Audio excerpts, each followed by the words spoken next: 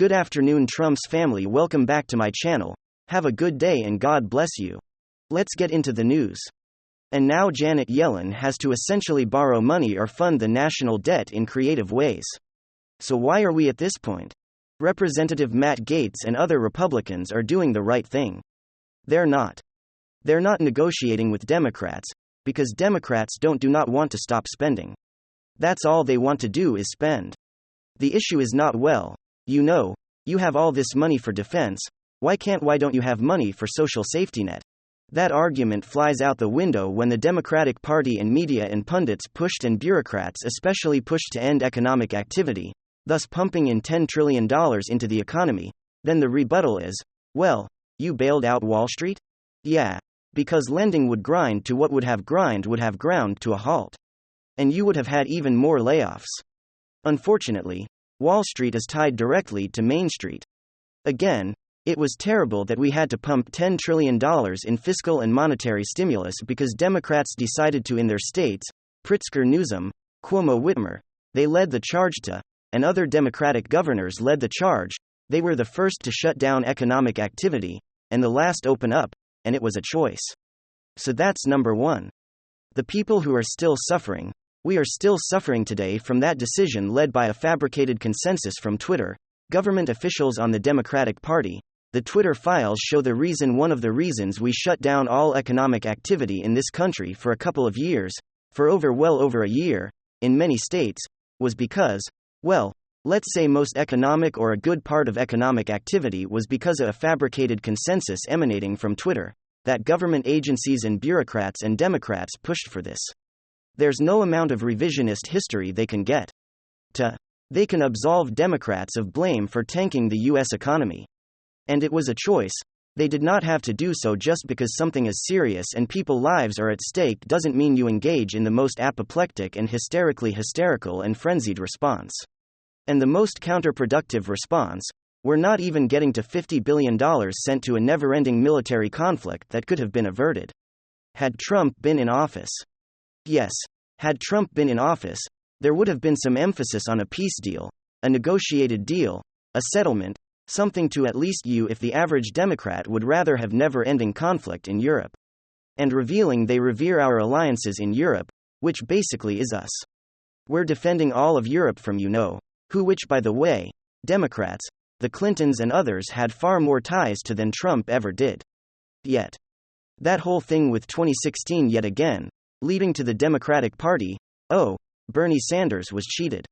And that was the fault of another country elect, but Matt Gaetz is leading the charge on not giving in. The House Republicans have to get Democrats to cut spending, maybe not on social services, because we need the safety net, especially when we have greater poverty.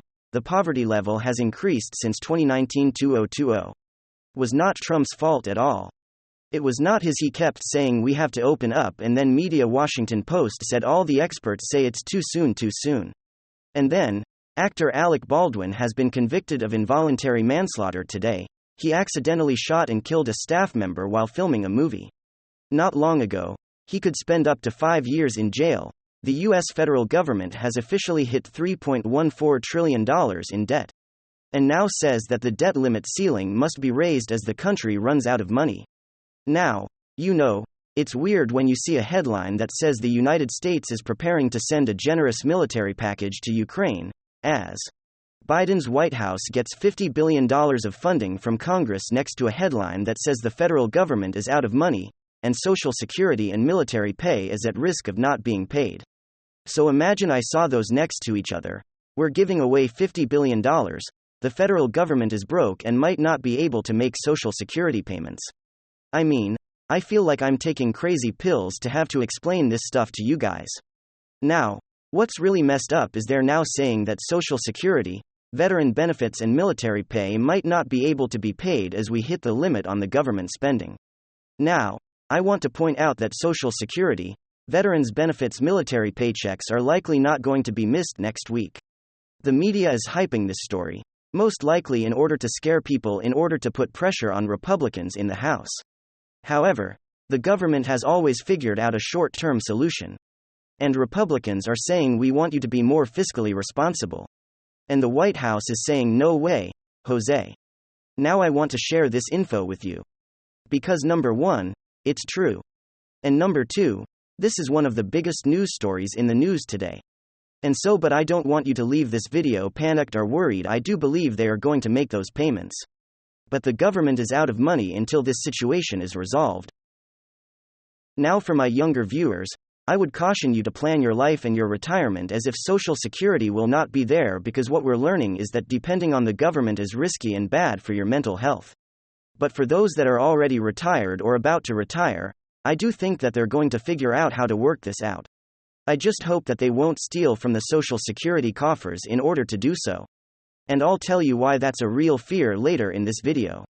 Also, for those of you that have money in the stock market, or in 401(k)s at your company, your accounts could become very volatile in the next few days on fear and speculation of the government running out of money. Now they will most likely bounce back as a solution is presented. So do not panic, only sell right now. If you've really thought through your sell, or you believe the company or the index that you have your money in won't be good in the future. Otherwise, do not panic.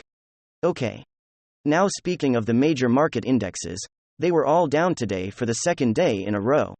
They're now saying this year's gains have all been wiped out because of the political fighting in Washington, D.C. Gold and silver, however, were up today on fear of the Fed and the government defaulting on their debt. Now, here's what's really, really scary.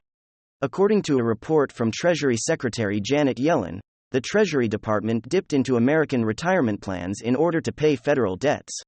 Now, Secretary Yellen admitted to tapping into the Civil Service Retirement Plan, the disability funds, as well as the Postal Service Health Benefit Fund. So they took money from civil servants, disabled people, and postal workers. And she admitted this today. Now, truthfully, you hear about the government dipping into Social Security, or taking our 401(k) money or retirement plans. And you think this person must be wearing a tinfoil hat.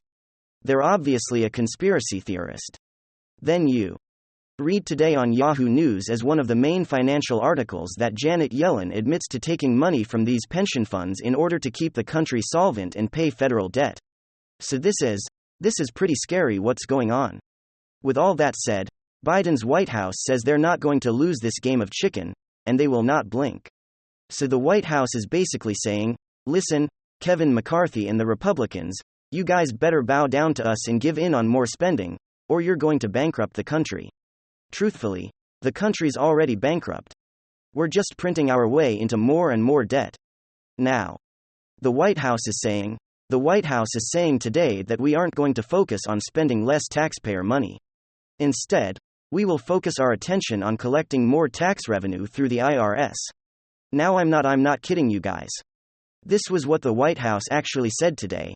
The White House literally said, we aren't going to be better with your money, wiser with your money, more prudent with the spending of your money.